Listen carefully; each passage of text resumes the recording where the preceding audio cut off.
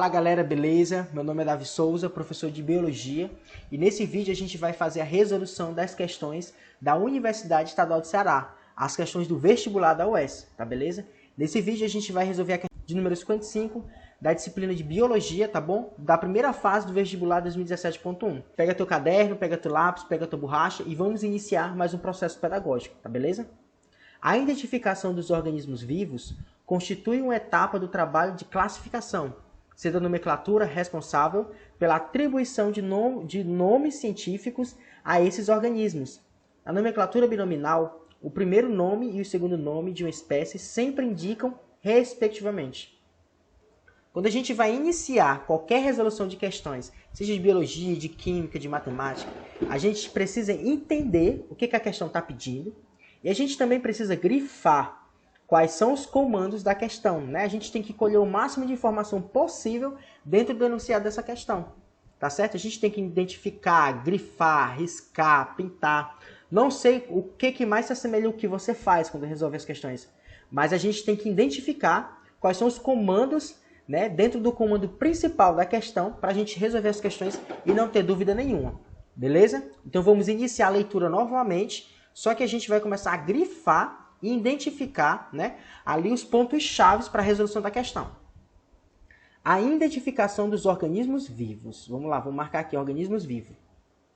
Constitui uma etapa de trabalho de classificação. Classificação.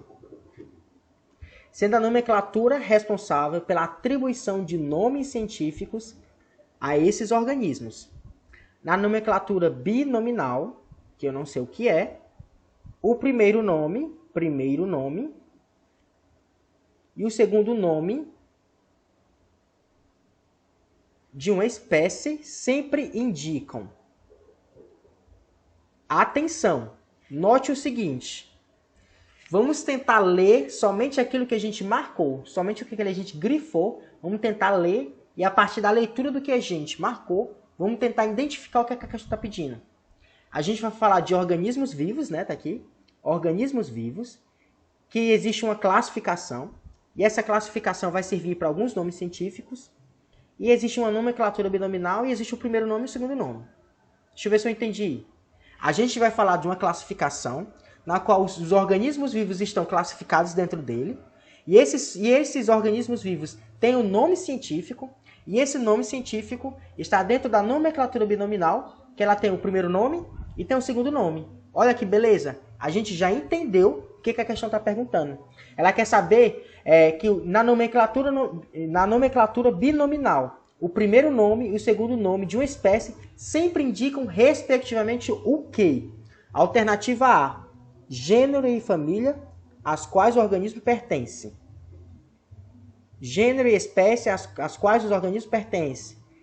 Espécie e gênero, aos quais os organismos pertencem. E a alternativa D, espécie e filo, a quais os organismos pertencem. Então a gente não vai perder muito tempo no final das questões, né? Aqui no final das alternativas. A gente vai priorizar, ó, a primeira parte de cada alternativa, que vai ser o que diferencia. Gênero, né? E aqui família. Aqui gênero. E aqui espécie. Aqui espécie. E aqui é gênero. E aqui é espécie. E aqui é filo. Olha aqui, existe uma dica que é muito importante quando a gente tem essa confusão aqui. Às vezes as questões dão essa confusão para a gente resolver, né? Bota gênero, espécie, espécie, gênero, espécie, família, gênero, gênero e filo, né? Tem essa confusão. Primeiro, querido aluno, qual é os nomes que mais se repetem na questão? Se você conseguiu visualizar gênero, que é o que mais se repetem, você está muito bem. Mas sem problema não, que a gente desenvolve isso com o tempo. Ah, sim, tem uma coisa muito importante que você tem que fazer agora, antes de resolver essa questão. É deixar o seu like e deixar um comentário, beleza? Vamos lá voltar. E qual é o segundo nome que mais se repete? É espécie. Então, a resposta aqui dessa questão vai estar entre a letra B e a letra C. Confere comigo? Perfeito, né? Agora eu vou fazer uma breve revisão com vocês sobre esse conteúdo, para vocês identificarem e saberem qual é a alternativa certa, tá bom? O assunto dessa questão a gente vai desenvolver dentro da taxonomia. Taxonomia que vai classificar os seres vivos, vai dar nome, vai colocar eles dentro de uma agenda. Imagina os seus contatos de telefone. Onde é que você coloca ele? Na agenda do telefone.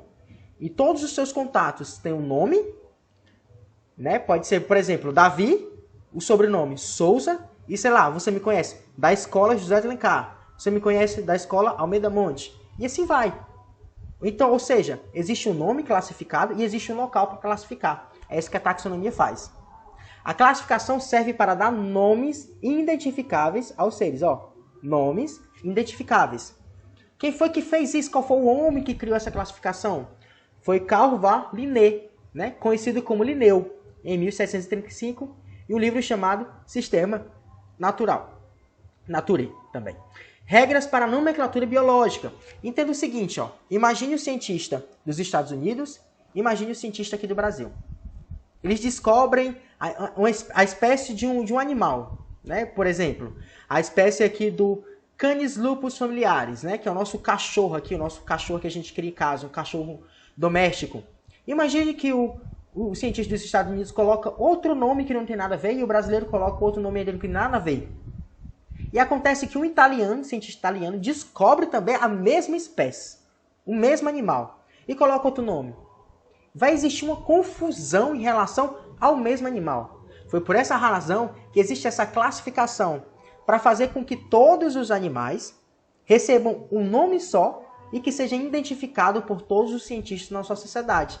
Tá bom? Por isso que existem normas, né, da nomenclatura biológica, criada por quem? Por Linneu, tá bom? E existem princípios que a gente tem que seguir.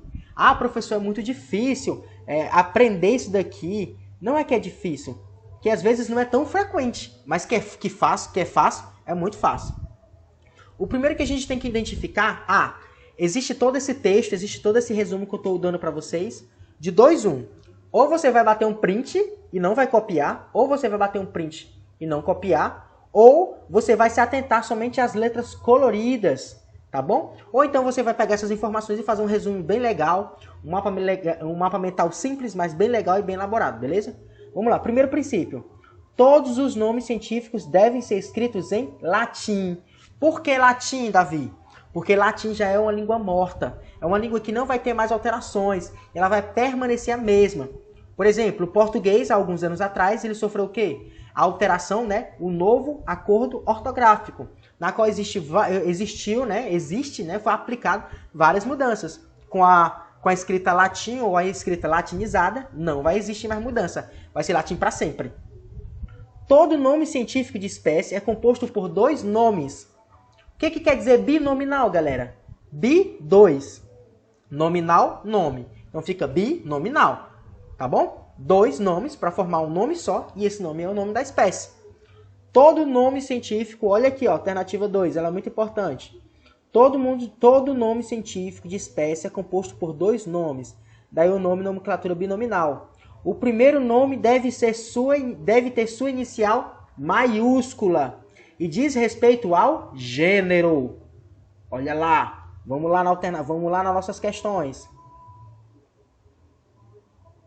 Qual o primeiro nome, galera? Perfeito, gênero.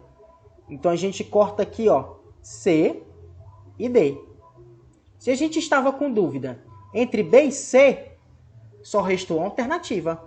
Alternativa C. C de? Exatamente. Cachorro. E para a gente continuar o resumo, para você entender mais sobre essa questão e não ter mais dúvidas sobre ela, a gente vai continuar aqui, ó, na alternativa 2.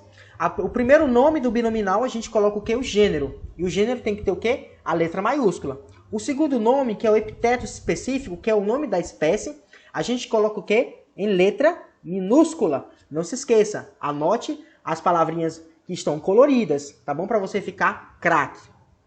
Terceiro, subgêneros são indicados entre parênteses. Eles devem ser escritos também com a inicial maiúscula. Exemplo, Centrius Xistemias fusinetris, né? Que é um tipo de abelha. A alternativa 3 que eu pulei aqui, desculpa. Subespécies terão nomenclatura trinominal. Se a gente falar de subespécie, trinominal, 3 nomes, tá bom? Canis lupus familiaris, que é o nosso cachorro. E esse nome ele deve ser identificado ou em itálico, ou em negrito, ou sublinhado. Tá certo, galera? 5. Os nomes das espécies devem vir destacados dos textos, preferencialmente em itálico, como eu já expliquei para vocês. Tem aqui a palavra, ó, Solunum tuberosum, que é a nossa batata inglesa, ou Solunum tuberosum. As duas estão identificadas, só que um está em itálico e o outro está com sublinhado, né?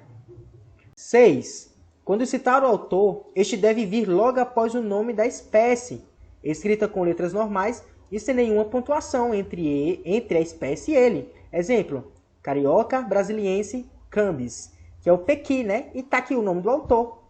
Tá legal? Aqui é só o nome dele completo, que não tem tanta importância nesse momento. Mas as suas siglas estão aqui dentro, ó, da palavrinha. Tá legal?